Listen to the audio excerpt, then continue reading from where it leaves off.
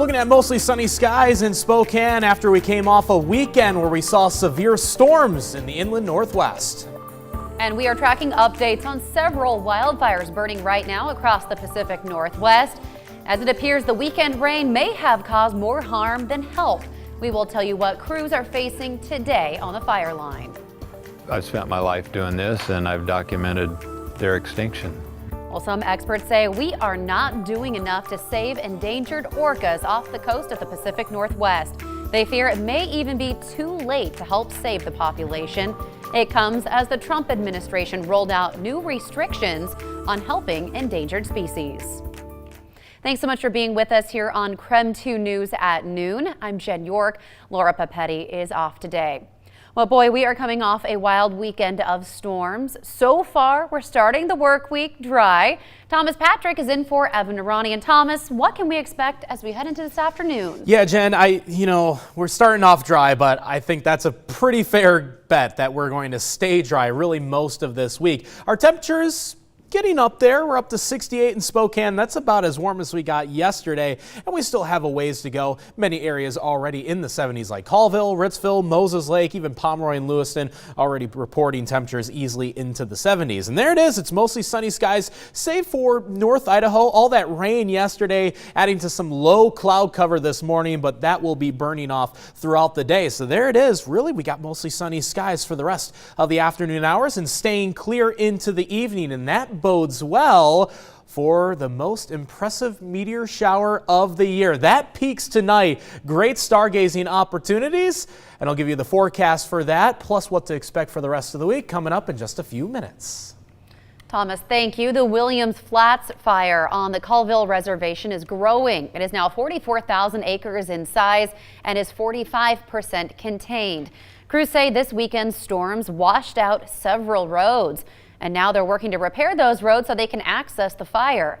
Firefighters say lightning sparked that fire more than 1 week ago. Level 2 evacuations are in place for all areas southwest of Wilmot Creek to Whitestone Lookout Road. There are about 12 homes in that area. The North Creek fire in Colville is a little more than 400 acres in size. It's burning on the U.S. Forest Service land in Stevens County. At last check, it was 10% contained. Today, authorities say crews are working to cut down damaged trees near roads. They're also watching for hotspots, several in tree trunks.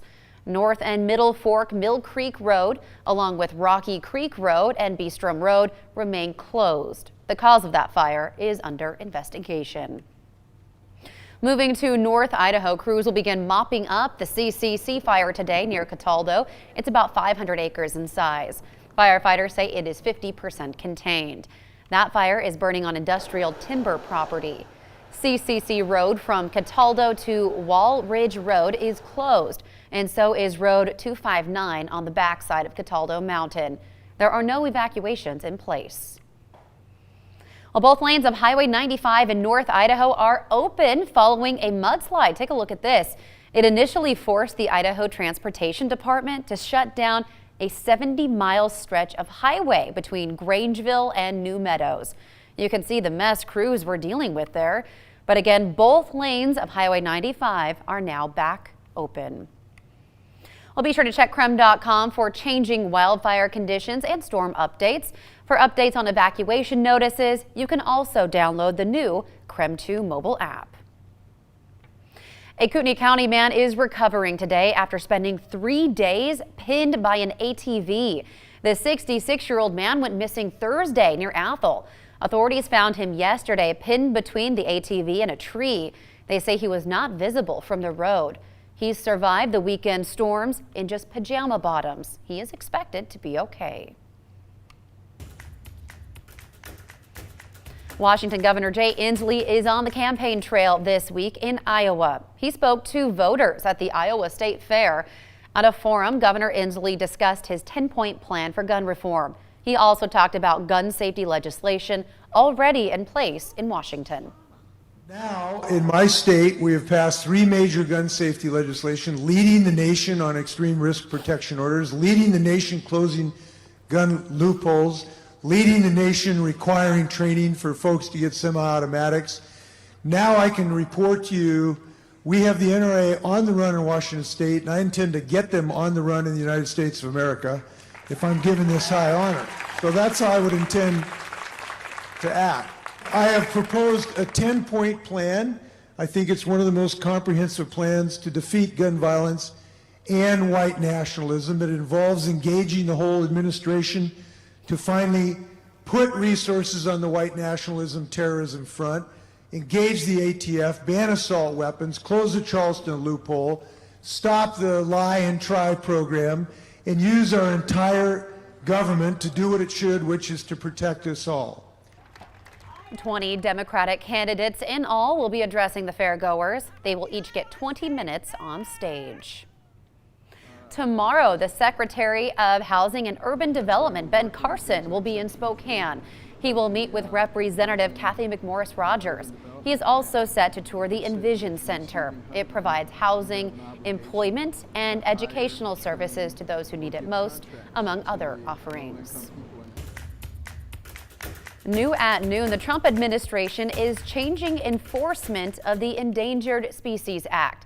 Under the changes, animals recently that have been deemed threatened will not receive blanket protection anymore. And for the first time, federal authorities will take into account the economic cost of protecting a particular species. The Department of Interior leaders say it will improve transparency. However, critics say this is a major rollback and will drive more creatures to extinction.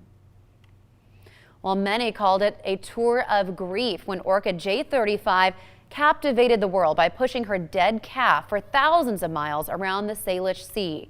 1 year later, biologists say nothing significant has changed to keep the endangered southern resident killer whales from disappearing forever. Allison Morrow with our Seattle sister station spoke with experts who fear it may be too late. She was giving us a very clear story of what their feelings are about what's going on. J35's calf was seen alive right after birth, but died within an hour. And for the next 17 days, she'd push her baby's body over 1,000 miles, a journey unlike anything this biologist has ever seen. I thoroughly believe now that that was a demonstration for us to wise up.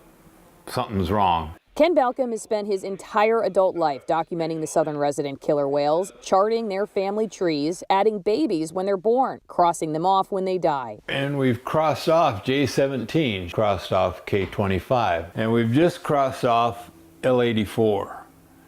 He's a male here, and if you look at his family tree, he's the last of that whole tree. Each of these squares represents dead orcas, dying faster than they're being born. These are tombstones from past whales, and I think this entire pod is at extreme risk of extinction. Balcom's warning cry has been one of the loudest, telling policymakers the whales aren't getting enough food. The southern resident orcas only eat fish and mainly Chinook salmon, which are also on the decline. He hoped the attention paid to J35's unprecedented journey would change that.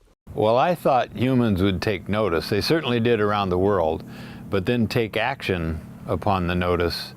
That really hasn't happened. We've just had meetings, workshops, words. They don't eat words, they eat fish. Instead, the orcas appear to be looking for food elsewhere. They're called southern residents because they used to spend the summer in Puget Sound. June, July, August, September, and we see all these red circles on the days that the southern residents were here. Now Balcom says he rarely sees them. We've only had 2 days in July that we've had the residents. Balcom says the whales are letting him retire, but not the way he wanted. I mean, we're not only losing individuals, we're losing their company, their residency.